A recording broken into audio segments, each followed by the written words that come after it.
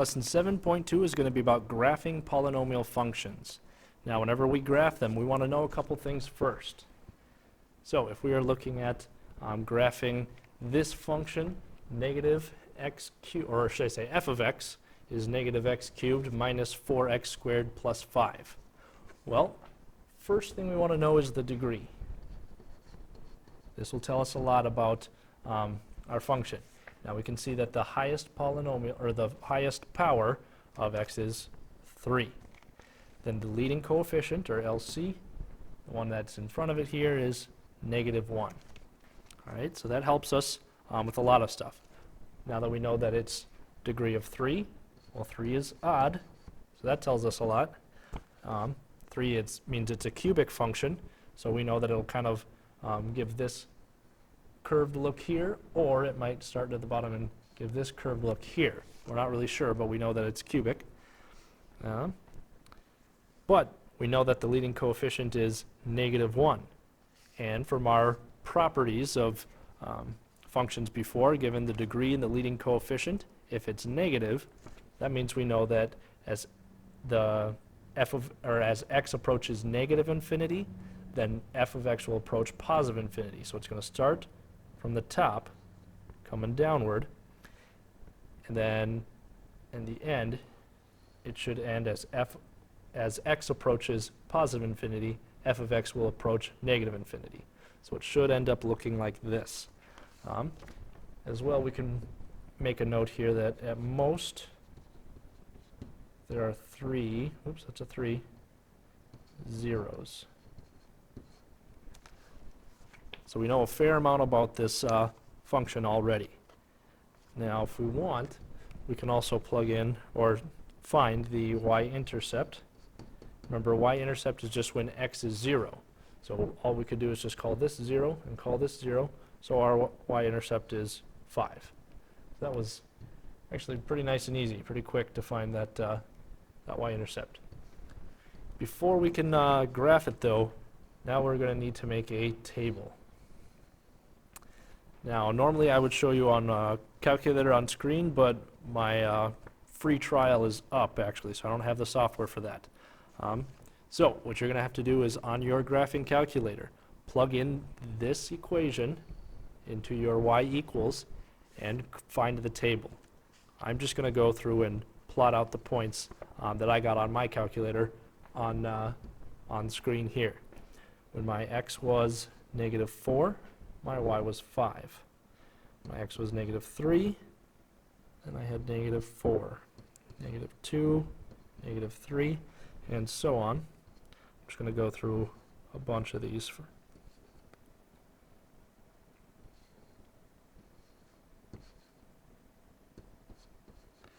So these were some of the points that I was able to find. So now I just plot these out. When I'm at negative 4, I'm at 1, 2, 3, 4, 5. Negative 3, negative 1, 2, 3, 4. Negative 2, negative 3. Negative 1, 2. 0, 5. 1, 0. Negative 2, 19 is way down here. So it looks like our line is looking something like this. We know that's coming from way up here, getting all the way down, coming up, hitting these points, and then coming right back down. So this is how our graph is going to end up looking. Again, you're going to want to use a graphing calculator to plug in your function and get that table of values. So in this case, we want to locate the zeros of a function. Remember, zeros it's the same as saying the x-intercepts. So we want to know the x-intercepts of our function. So we need to determine consecutive values of x between which each real zero of the function f of x equals x to the 4th minus x cubed minus 4x squared plus 1 is located. Then draw the graph. Actually, I think it would probably be easiest to draw the graph first, and then we'll find exactly where all of those are. So again, we'll start by asking, what is the degree of the function?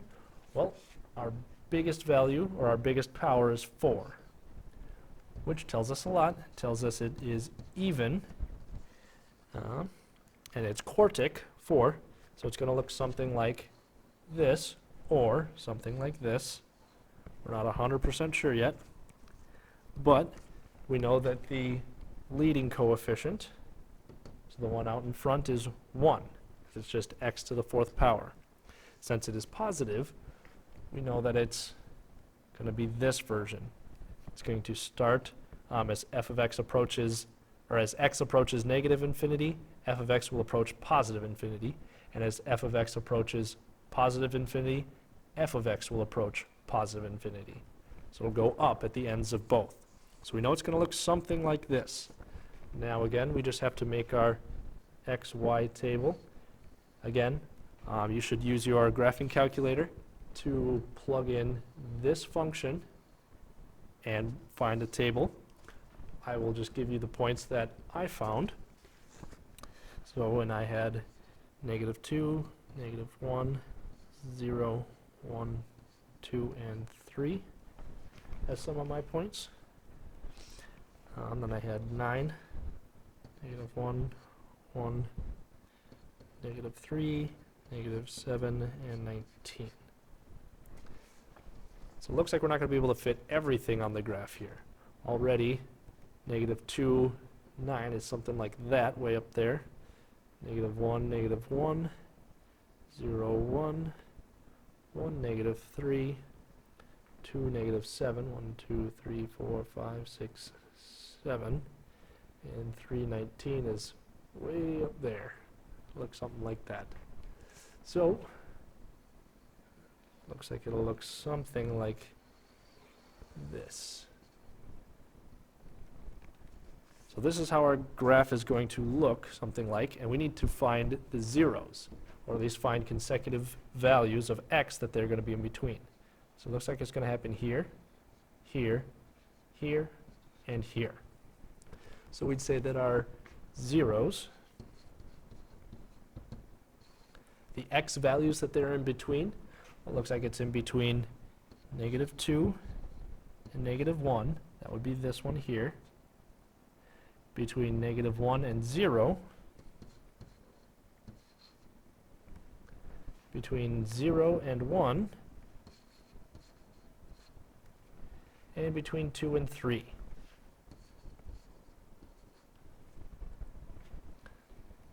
So we'd actually want to say, we'd probably have to say for each one,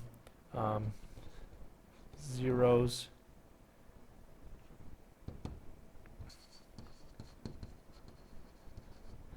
between -2 and -1, between -1 and 0, between 0 and 1, between 2 and 3. So that's where all of our zeros would be. That's how we'd solve that one.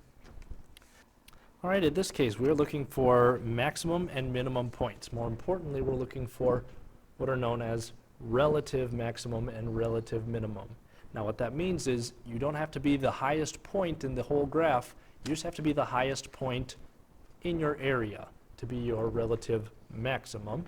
And you don't have to be the lowest point on the whole graph, just the lowest in your area to be the relative minimum.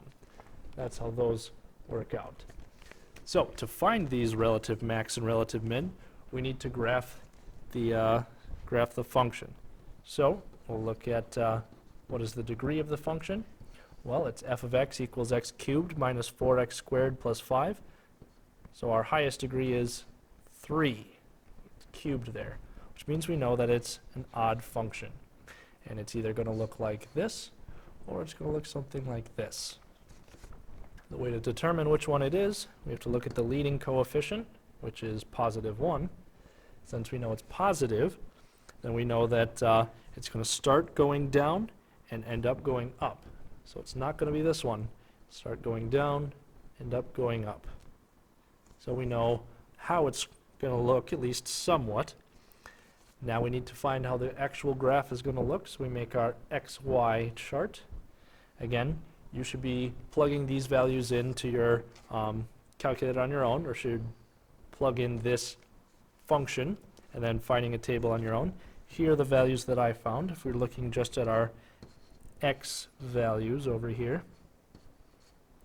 I'll only go that far, and then for y,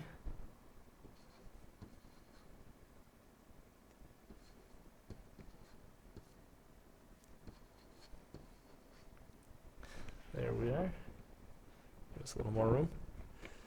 So at where x is -2, we're at 19, so it's, oops, -19. So we're somewhere way down here. At where x is -1, we're at 0. Where x is 0, we're at 5. 1, we're at 2. 2, we're at -3. 3, we're at -4. And 4, we're back up at 5. So that means we're going to be looking something like this. Here's our graph. So to find the relative maximum and relative minimum, again, if we pick a point like that, that's neither the relative max nor the relative min, because there are points that are lower than it, there are points that are higher than it in its area. But if we look at a point like right here, we would call that a relative maximum, because in its area, there are no other points higher than it. So there we have a relative maximum. Here we have a relative minimum. There are no other points lower than this at this in this area. So we would say then our relative max occurs at 0, 5. Our relative min occurs at 3, -4. The question was, find the x-coordinates at which they occur.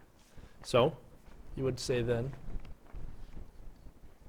x-coordinate of relative max is 0. And the x-coordinate of relative min is at 3. So those are our values that we're searching for. And that's lesson 7 too.